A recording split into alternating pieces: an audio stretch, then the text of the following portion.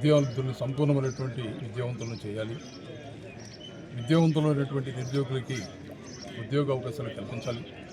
తద్వారా మాత్రమే గిరిజన ప్రాంతాల్లో సంపూర్ణమైనటువంటి ఆర్థిక సామాజిక అభివృద్ధి సాధ్యమవుతుందన్నటువంటి ఆలోచనతోటి 1986లో ఆనాడు ట్రైబల్ వెల్ఫేర్ సెక్రటరీగా ఉన్నటువంటి senior IAS officer S R Shankaran garu ఇలాంటి జీవోని తీసుకురావడం జరిగింది. కాలక్రమేణా కొద్దిమంది ఆదివాసేతరులు ఆ జీవో మీద సుప్రీంకోర్టును ఆశ్రయించారు.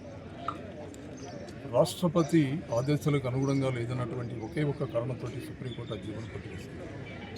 కొట్టేసిన తర్వాత గత ప్రభుత్వంలో ఉన్నటువంటి వైఎస్ఆర్ కాంగ్రెస్ పార్టీ ఆధ్వర్యంలో ముఖ్యమంత్రి జగన్మోహన్ రెడ్డి గారు ఆ రోజు దాని మీద సుప్రీంకోర్టులో అప్పీల్ కూడా చేయడం జరిగింది.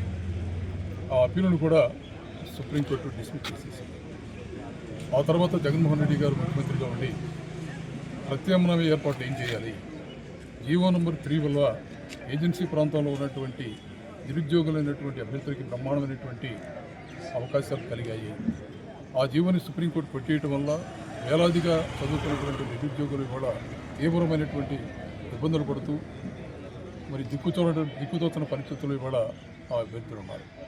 కాబట్టి ఒకవేళ జీవో నంబర్ 3ని పునరుద్ధరించే ఆస్కారం ఏమైనా ఉందా, ఒకవేళ లేకపోతే ప్రత్యామ్నాయంగా ఏర్పాట్లు ఎలా చేయాలని ఆ రోజు అడ్వకేట్ జనరల్ని ట్రైబల్ వెల్ఫేర్ సెక్రటరీ గారిని ఆ రోజు ఉన్నటువంటి శాసనసభ్యులు, శాసనమండలి సభ్యులు, ఎంపీలు అందరితో సమావేశమయ్యి ప్రత్యామ్నాయ ఏర్పాట్ల గురించి సుదీర్ఘమైనటువంటి చర్చ చేశారు. ఆ రోజున ట్రైబల్ అడ్వైజరీ కమిటీని లీడ్ చేసి ట్రైబల్ అడ్వైజరీ కమిటీ కూడా ఒక రికమెండేషన్ ఇచ్చింది. ఇది రాజ్యాంగంలో ఉన్నటువంటి 5వ షెడ్యూల్లో క్లాస్ 2ని సవరించగలిగితే ఇది సాధ్యమవుతుంది అని ఒక ఆలోచన చేసి లీగల్ ఎక్స్పర్ట్తో కూడా మాట్లాడి సుప్రీంకోర్టు జీవోకి వచ్చినటువంటి ఆదేశాలకు అనుగుణంగా రాజ్యాంగంలో ఉన్నటువంటి 5వ షెడ్యూల్ని సవరించి ప్రెసిడెన్షియల్ ఆర్డర్ కానీ తీసుకొస్తే ఇది సాధ్యమవుతుందన్నటువంటి ఆలోచనతో చేయండి. దురదృష్టం ప్రభుత్వం మారిపోయింది. చంద్రబాబు నాయుడు గారు ఎన్నికల సందర్భంలో అరకు వ్యాలీ వేదికగా వేలాది మంది గిరిజనుల సమక్షంలో స్పష్టమైనటువంటి మాట్లాడటం జీవో నంబర్ 3ని పునరుద్ధరిస్తాను, ఒకవేళ సాధ్యం కాకపోతే ప్రత్యామ్నాయ జీవో తీసుకొచ్చినా సరే ఈ ప్రాంతంలో ఉన్నటువంటి ఉద్యోగాలన్నీ కూడా ఈ ప్రాంతంలో ఉన్నటువంటి ఆదివాసీ బిడ్డలకు ఇస్తాననేటువంటి ఒక స్పష్టమైనటువంటి మాటను కూడా ఆయన 11 నెలలు దాటిపోయింది. కనీసం ఆ ఊస ఈ ముఖ్యమంత్రి గారు ఈ ప్రభుత్వం కనీసం ట్రైబల్ అడ్వైజరీ కమిటీని కూడా ఈ విరోధి కూడా కాన్స్టిట్యూట్ చేయాలి, తీసుకురావాలి. తీసుకువచ్చేదాకా ట్రైబల్ ఏరియాలో ఉన్నటువంటి ఉద్యోగాలన్నీ కూడా స్పెషల్ డిఎస్సీ ద్వారా ప్రకటించాలి. ఇదే మా ప్రధానమైనటువంటి ఆలోచన. ఈ ఆలోచనతో ఇవాళ ఈ కార్యాచరణని ఇవాళ ఉద్యమం స్టార్ట్ అయింది. ఇవాళ ఈ ప్రాంతంలో ఉన్నటువంటి వామపక్షాలు కానివ్వండి, ప్రజా సంఘాలు కానివ్వండి, రాజకీయ పార్టీలు కానివ్వండి, అన్నిటికీ మించి గిరిజన ప్రజానీకం అందరూ కూడా సంపూర్ణంగా మద్దతు ఇచ్చారు. స్వచ్ఛందంగా ఇవాళ ఏ ఒక్కరి ప్రమేయం లేకుండా ఒకే ఒక మాటతోటి గిరిజన ప్రాంతాల్లో స్పందించుకున్నారు. ప్రభుత్వం అర్థం చేసుకోండి, తప్పకుండా కనుక మీరు స్పెషల్ డిఎస్సీలో గిరిజనులకు సరైనటువంటి న్యాయం చేయకపోతే ఈ ఉద్యమం రాష్ట్ర వ్యాప్తంగా వెళుతుంది.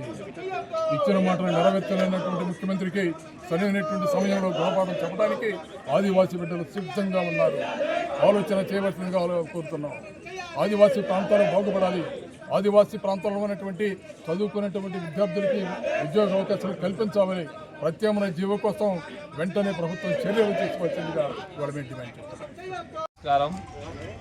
ఈరోజు రాష్ట్ర వ్యాప్తంగా ఏజెన్సీ ప్రాంతాలంతా కూడా ఆదివాసులంతా కూడా జీవో నెంబర్ 3ని పునరుద్ధరించాలని, లేదా దానికి ప్రత్యామ్నాయంగా ఇంకో జీవోను ప్రవేశపెట్టి వెంటనే స్పెషల్ డిఎస్ని ప్రకటించి ఆదివాసులకు న్యాయం చేయాలని చెప్పేసి, అలాగే చంద్రబాబు నాయుడు ఎలక్షన్ల ముందు ప్రకటించిన విధంగానే ఏజెన్సీ ప్రాంత వాసులకి స్పెషల్ డిఎస్సి ప్రకటించి ఆదివాసీ ప్రాంతాల్లో ఉండేటటువంటి ఉద్యోగాలంతా కూడా ఆదివాసులకే కేటాయిస్తామని చెప్పడం జరిగింది. ఆ మాటని ఈరోజు నిలబెట్టుకోవాలని చెప్పేసి మరి తీవ్రంగా మేము పరిగణిస్తున్నాం. కాబట్టి చంద్రబాబు నాయుడు ఒక్కసారి ఆలోచించుకోండి మీరు. ఎందుకంటే ఆ రోజు మీరు గద్దెనెక్కాలనేటటువంటి ఉద్దేశంతో మరి ప్రగల్భాలు పలికి ఈరోజు మరి దీన్ని కనీసం నిమ్మకు నీరెత్తనట్లు ఉండిపోయారు. కాబట్టి దీన్ని మరి పునరావృతం కాకుండా మరి జీవో నెంబర్ 3ని ప్రకటించి స్పెషల్ డిఎస్సిని ఆదివాసులకు ప్రకటించాలని చెప్పేసి మేము డిమాండ్ చేస్తున్నాం. లేని పక్షంలో రానున్న రోజుల్లో ఇంకా మేము ఉధృతం చేసేటటువంటి పరిస్థితి అయితే ఖచ్చితంగా ఉంది. గతంలో 275 జీవో ఉండింది. ఆ 275 జీవోను తీసేసి మరి జీవో నెంబర్ 3ని ప్రకటించడం అనేటటువంటి జరిగింది. అది మొన్న 2022 వరకు కూడాను ఏజెన్సీ ప్రాంతాల్లో ఉండేటటువంటి ఉద్యోగాలంతా కూడా ఏజెన్సీ ప్రాంత వాసుల చేతనే భర్తీ చేసేటటువంటి ప్రక్రియ జరిగేది. కానీ ఈరోజు సుప్రీంకోర్టు జీవో నెంబర్ 3 కొట్టివేసిన కారణంగా మరి ఆదివాసీ నిరుద్యోగులంతా కూడా చాలా సతమతమవుతున్నారు. మైదాన ప్రాంతాలకు వెళ్ళలేక, ఏజెన్సీ ప్రాంతాల్లో సరైనటువంటి పరిశ్రమలు నిర్మించక మరి వీళ్ళకి ఉద్యోగ భద్రత అనేటటువంటి లేకుండా పోయింది. ఎక్కడికి వెళ్ళినా సరే ఇంకా చిప్పలు పట్టుకునేటటువంటి పరిస్థితి దాపురించినటువంటి దాఖలాలు ఉన్నాయి. మన్య ప్రాంతాల్లో ఉండేటటువంటి ఖనిజాలంతా కూడా మీరందరూ దోసుకొని వెళ్ళిపోతున్నారు. మైదాన ప్రాంతాల్లో ఉండేటటువంటి భూములు కబ్జాలు చేస్తున్నారు. ఇదన్నీ కూడా ఏజెన్సీ ప్రాంత వాసులకందరూ కూడా తీవ్రమైనటువంటి నష్టాన్ని కలిగిస్తున్నాయి. అలాగే మరి ఏజెన్సీ ప్రాంతాల్లో ఉండేటటువంటి ఉద్యోగాలు కూడా కనీసం దొడ్డిదారిన పట్టుకెళ్ళిపోతున్న వారు కొంతమంది ఉన్నారు. అలాగే ఉన్నటువంటి జీవోల్ని తుంగలో తొక్కేస్తూ ఉన్నటువంటి దాఖలాలు ఉన్నాయి. మరి ఈరోజు ఇలాంటి కారణాల వల్ల ఏజెన్సీ ప్రాంతాల్లో ఉండేటటువంటి నిరుద్యోగులు చదువుకున్నటువంటి వాళ్ళు వేలాది మంది ఉన్నప్పటికీ కూడా కనీసం వాళ్ళ వైపు కన్నెత్తి చూసినటువంటి దాఖలాలు మీ ప్రభుత్వానికి లేదు. కాబట్టి ఇప్పటికైనా కళ్ళు తెరవండి. తెలిసి ఏజెన్సీ ప్రాంత వాసులు ఎందుకు ఈ ఆందోళనలు చేస్తున్నారనేటువంటి విషయం మీద మీరు ఒక్కసారి ఆలోచన చేయండి. చేసి ఆ జీవో నెంబర్ 3కి బదులుగా వేరే జీవోని పునరుద్ధరించి ఆదివాసులందరికీ న్యాయం చేయాలని చెప్పేసి డిమాండ్ చేస్తున్నాం. ప్రధాన కార్యదర్శి, ఈరోజు రాష్ట్రం మన్యం బంద్ చాలా విజయవంతంగా జరుగుతుంది. ఈ బంద్ ప్రధాన ఉద్దేశం ఆదివాసీ ప్రాంతంలో ఉపాధ్యాయ నియామక చట్టం చేయాలి, ఆదివాసీ స్పెషల్ డిఎస్సి నోటిఫికేషన్ విడుదల చేయాలని చెప్పేసి జరుగుతుంది. ఇటీవల రాష్ట్ర ప్రభుత్వం డిఎస్సి నోటిఫికేషన్ విడుదల చేసింది. ఆ డిఎస్సి నోటిఫికేషన్లో ఆదివాసులు తీవ్రమైనటువంటి అన్యాయం జరిగింది. ఎందుకంటే పాడేరు ఐటీడీఏ పరిధిలో 400 ఉపాధ్యాయ పోస్టులు నోటిఫై చేస్తే కేవలం ఆదివాసులకి 24 మాత్రమే కేటాయించడం అన్యాయం, దుర్మార్గం, దారుణం అని చెప్పేసి వ్యతిరేకిస్తున్నాం. అందుకనే మెగా డిఎస్సి నోటిఫికేషన్లో ఆదివాసీ ప్రాంతంలో నోటిఫై చేసిన పోస్టులు మినహాయింపు ఇవ్వాలని చెప్పేసి ఈ సందర్భంగా డిమాండ్ చేస్తున్నాం. అంతేకాకుండా ఆదివాసీ స్పెషల్ డిఎస్సి నోటిఫికేషన్ విడుదల చేసి ఉపాధ్యాయ నియామకాలు ఆదివాసులతో భర్తీ చేయాలని చెప్పేసి ఈ సందర్భంగా అడుగుతున్నాం. అంతేకాకుండా రాష్ట్ర ప్రభుత్వం, రాష్ట్ర ముఖ్యమంత్రి గారు అరకు సభలో, అలాగే ఆగస్టు 9 ప్రపంచ ఆదివాసీ దినోత్సవం రోజు ఆదివాసులకు హామీ ఇచ్చారు.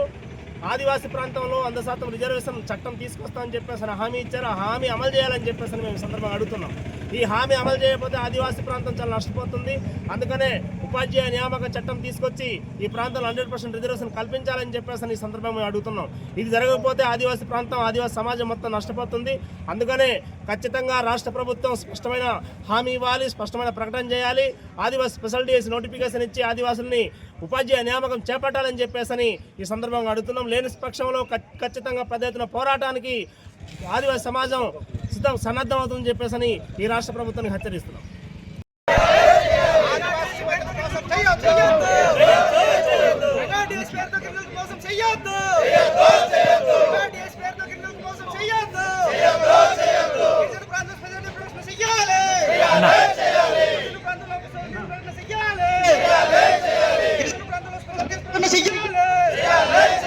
సీఎం ఇచ్చిన హామీ నిలబెట్టుకోవాలి, సీఎం ఇచ్చిన హామీ అమలు చెయ్యాలి, అరకులో సీఎం ఇచ్చిన హామీ అమలు చెయ్యాలి. మెగా డిఎస్సి పేరుతో గిరిజనులకు మోసం చెయ్యొద్దు, మెగా డిఎస్సి పేరుతో గిరిజనులకు మోసం చెయ్యొద్దు, మెగా డిఎస్సి పేరుతో గిరిజనులకు మోసం చెయ్యొద్దు. గిరిజన ప్రాంతంలో స్పెషల్ డిఎస్సి చెయ్యాలి. అలాగే ఈ ఉద్యమానికి అర్థం చేసుకొని ప్రభుత్వం, కూటమి ప్రభుత్వం వెంటనే అర్జెంటుగా జీవో నెంబర్ 3 పునరుద్ధరణ చేయాలి. లేదంటే వెంటనే అసెంబ్లీలో చర్చలు చేసి ఆర్డినెన్స్ వెంటనే తీసుకొని రావడానికి కృషి చేయాలని కోరుతున్నాం. లేని ఏడల మన్యం రాష్ట్ర వ్యాప్తంగా మేము విజయవాడలో వచ్చి దీక్ష చేయడానికి కూడా, ఉద్యమాన్ని ఉధృతం చేయడానికి పూనుకోవడానికి ఆదివాసులు అందరూ ఐక్యంగా పోరాటం చేయడానికి ముందుకు కదులుతామని హెచ్చరిస్తున్నాం.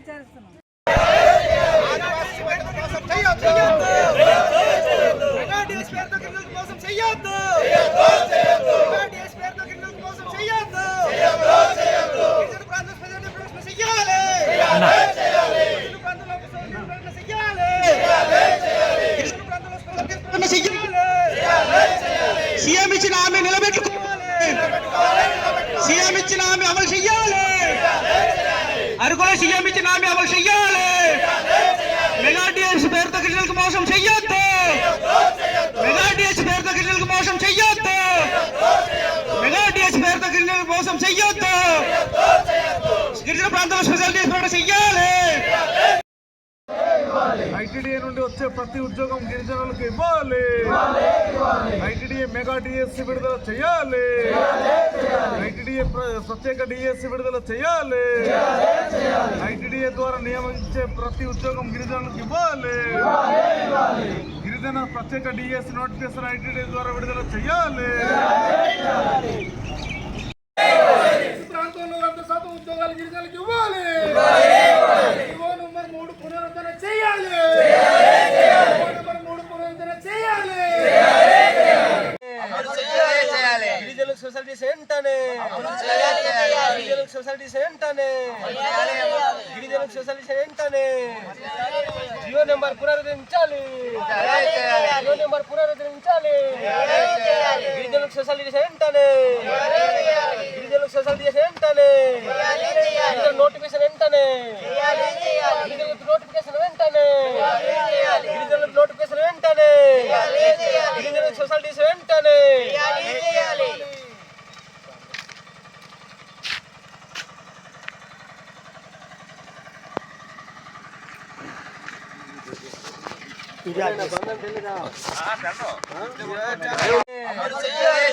గిరిజనులకు సొసైటీ వెంటనే గిరిజనులకు సొసైటీ వెంటనే గిరిజనులకు సొసైటీ వెంటనే జియో నెంబర్ పునరుద్ధరించాలి జియో నెంబర్ పునరుద్ధరించాలి గిరిజనులకు సొసైటీ వెంటనే గిరిజనులకు సొసైటీ వెంటనే గిరిజన నోటిఫికేషన్ వెంటనే గిరిజనులకు నోటిఫికేషన్ వెంటనే గిరిజనులకు నోటిఫికేషన్ వెంటనే గిరిజనులకు సొసైటీస్ వెంటనే